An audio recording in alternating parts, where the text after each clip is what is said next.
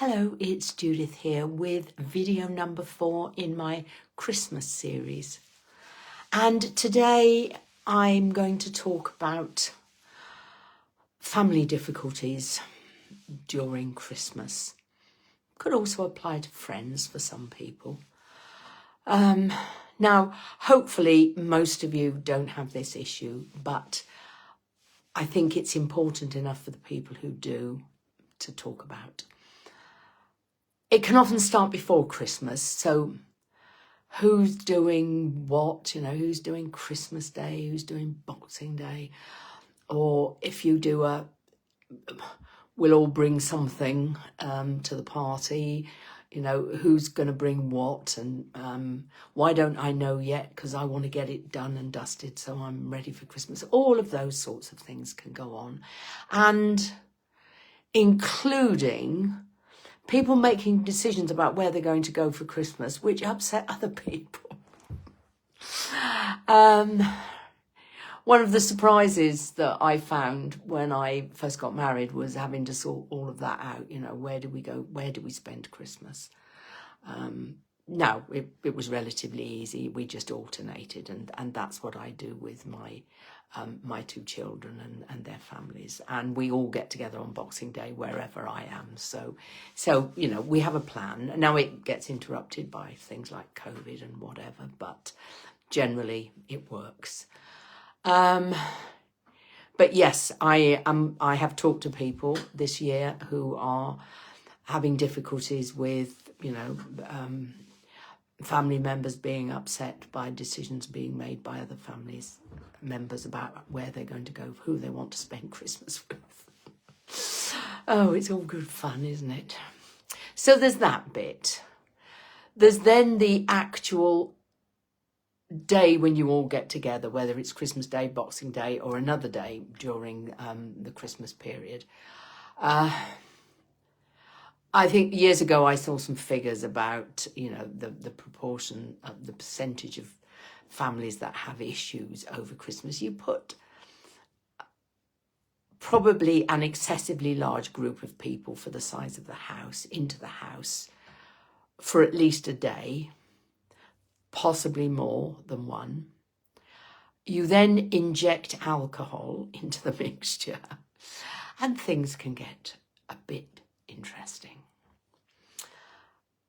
So what do you do if you've experienced this before and you don't want it to happen again, or if you're worried, that it might happen this year because of changes in the family or whatever? What can you do about it? I mean, one of the things you can do is put your foot down and say, who's going to come when?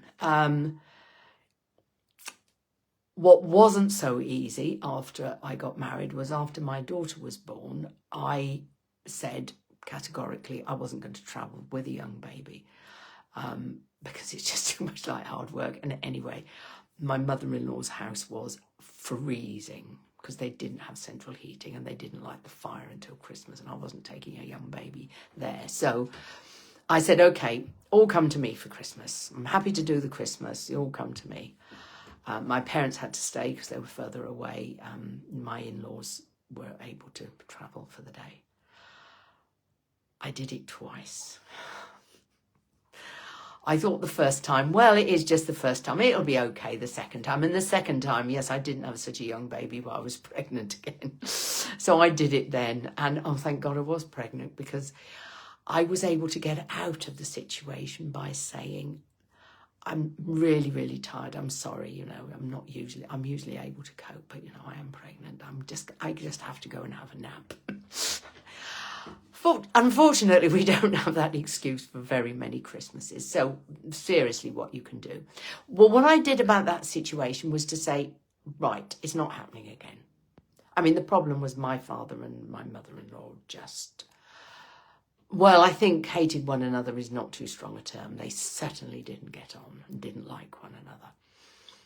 So I just said, it's too much in one house with 2 children, and it was only a 3-bedroom house, so we'll do it separately. So I was happy to entertain, but I did it separately. And that's the way I managed it. So that is one option. You can, I think we get, and I'm sorry, I'm a bit uncomfortable. I think we get the feeling at Christmas that we don't have any say in it. People invite themselves. No, you can decide who you want to have in your house at Christmas. And you may not want to have the difficult conversation which says, I don't want X here with Y, because they always argue or whatever. But you can just say and give another reason. It's okay to give another reason. It's just a little white lie. So you can say who you want and how you'd rather. Okay, here's one that's just popped into my head. So I'd rather see my in-laws and my own parents separately, because then we can spend more. We can spend more time with each other, and rather than when you're both there, I don't get time to talk to either of you properly, or something like that. That's a free gift from me. But you can say that people can't come, or you can say how it is to be. If you're the host or hostess. That's probably politically incorrect these days. If you're the host, you can decide who to invite, and you can explain to the other people using whatever works for you. But that's the way you're going to do it, and you'd rather see them separately on another day.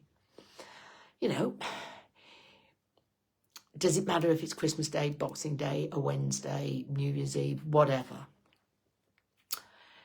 If that's not possible for whatever reason, then you've got to manage yourself in that situation. There's a statement that I learnt on one bit of my training, and you see it going around Facebook on occasions. It's not what happens to me that's important, it's how I choose to respond to it. So you do have choices here. They're not easy choices, but you do have choices.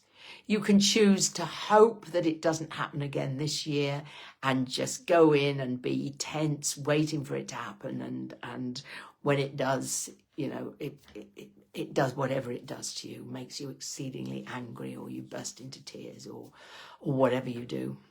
Or you just, shut up for the rest of the day because you don't want to talk to anybody. Or you can plan and say, okay, it's going to happen. What do I do?